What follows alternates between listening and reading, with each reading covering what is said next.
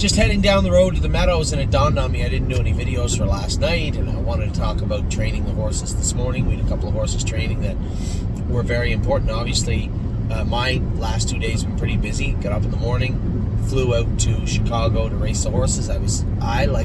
Probably like you, I wouldn't say I was concerned, but I was on pins and needles watching Horn Player and Sister Solange. Sister Solange I'm not worried about, but Horn Player I think is a pretty special filly. Now, she still hasn't dropped the hammer, much like going to Madonna or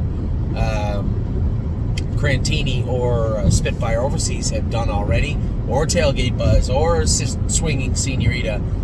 But she's always always felt like there was something there, a little bit more. And I was super excited to watch her race. And, I'm always excited to see our horses race, but there was just something I just was really excited to see Horn Player race yesterday. She was awesome. Her and Sister Solange both raced great in two different ways. First over for Horn Player, looked like she was a little green coming out of the last turn, pulled up a little bit. Mike chased her back on. She did her work. I was happy to see. I would have liked to see her attack more, but in doing that, she would have maybe taken a chunk out of Sister Solange, and I was so happy to see her fight and dig all the way to the wire to just get headed at the wire. Kind of what you want to see aside from a dead heat. You'd want to see them finish up like that. They were very, very good, both of them yesterday. Even Dustin Hanover was pretty good. I know Hunter was trying to be cautious with him because he's not an easy horse to drive. When you get up in behind him, you're like, oh, this guy's rickety. But as you get going a little faster, he's not. He's just finding his way on the track. Between the shoeing and the hobbles, quite a change from being probably trained and raced one way for your whole life and now being put in a different role, in a different way, I should say. It's a change, and he seems to be getting better with it. I was happy to look at the line, see he came 28-3, mile and 58-1. He was in a tough spot coming out of the last turn, but I thought he trotted and finished up his mile well. Again, I see progression coming from a horse that I do believe is going to be a nice horse for us in the fall. So I was very happy with those three horses. Then I got to go out and warm up Rosita's Road. I'm very happy, very lucky that, very happy that I went out. Got to see some people I hadn't seen in a while. John Walsh and Brian Hockman. Oh, and Susie hit me with the old banana. Susie, if I'm not mistaken, there's still chocolate chips in this banana bread. You gotta go without the chocolate chips. Get rid of the chocolate chips. They have no place in banana bread. None. Although chocolate and bananas are good, I'm not a fan of the chocolate chips and the banana bread. But the banana bread is fantastic. Even if I had to sit here and pick each and every chocolate chip out of this banana bread, it would still be worth the flight to Chicago. Great job. So I got to see Brian. I got to see John Walsh, a couple of our clients. Also, Tony. Never got to meet him. I walked by the guy. He's one of our clients. He says hello, and I stopped. I'm trying to talk to him, but I'm late to warm up, right? So there was so much traffic, and you guys, if you're in Canada, you know what happened yesterday. If you're a Rogers customer, the phone's crashed. So I'm on the Wi-Fi at the hotel. I get a lift, right? Lift ride, jump in, and as I'm going away from the airport, it dawns on me this thing is useless. It's a paperweight. It does nothing. I can't call out, can't receive text, can't get on the internet. May as well just left it in the room. So not only did the guy drive me to the racetrack, but I had to borrow his phone to call the racetrack because I wasn't quite sure what time the licensing office was open to. Plus, it's a time change. So he was nice enough to let me use his phone for that and to order some pizza.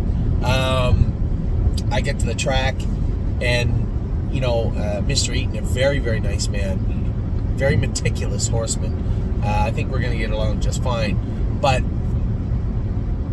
the way we were going to hang the horses up were two very different ways. So when I went last trip with Rosita's Dream, I knew at that point he was good that night. Just had to make a few little tinkering changes with his gear.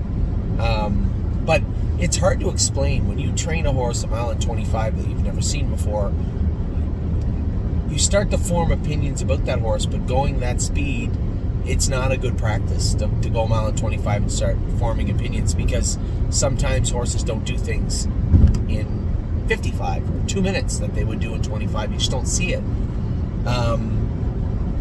So when I warmed him up, we made quite a few changes on Rosita Stream. I wrote them all down. I texted them to him. Here's how we have Rosita Stream set up for now, which is very helpful. And then GJ's ATM, you guys knew that, you know, this guy's a real work in progress. I'm going to tell you something.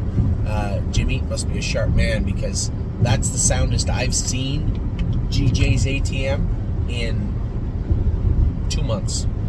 And it's not that he was lame, but he was a little sore. He was working through that left hind ankle issue. He was good last night. You know, you saw him get rough a couple times. You know, he's a total work in progress. Change of racing surface, change of track. We went from a half mile when he qualified at Mohawk, but we trained him at Tamiko, half mile flat track, to this ginormous 7/8 mile track. Rosita Stream, I think I had a nap halfway down the lane. That stretch is so long, it's unbelievable. You know, you start down the lane, and I drove a pacer in the next race for a gentleman that was kind of done halfway down the lane. It literally felt like it took a week to get to the wire.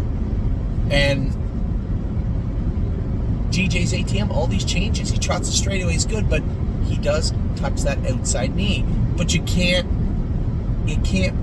force him to the left, because he'll make a break in the turn. So this sounds extremely complex. It is with this horse. And, you know, Mr. Eaton and I were talking before, and he said, hey, it runs out real bad. You want to put a little extra something on the outside? I said, but he makes breaks in the turns. There's still 2 of them at this track. And I did warm him up with a little bit more on the outside, and he just didn't feel comfortable in the turns. I think he'll get better as he gets sounder on that ankle, as we, you know, shoot him for Hawthorne Racetrack and not Tamiko or Mohawk.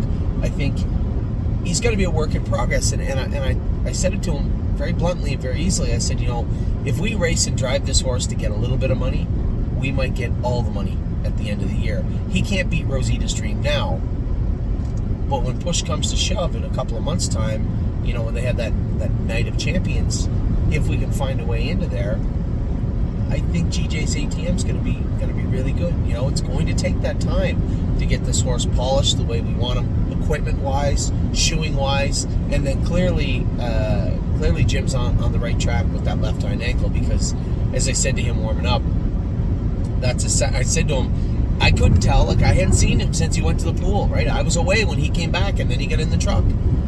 And I said, hey, would you have an open bridle here, just a happy bridle? So for those of you that don't know, you see the head check on the horse. A lot of babies, especially, wear closed bridles or a hood with cups.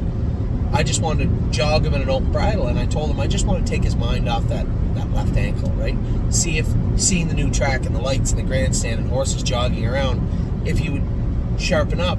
Well, the only problem with doing that is sometimes when you put an open bridle on them and they've never had one on before, which I was certain he didn't, sometimes they're a little too happy and they're a little prone to open fire. Blue Bayou Dio did that to us last year in Kentucky. Put an open bridle on her. Oh, doggy. It was almost a Calgary Stampede. It was almost a Calgary Stampede with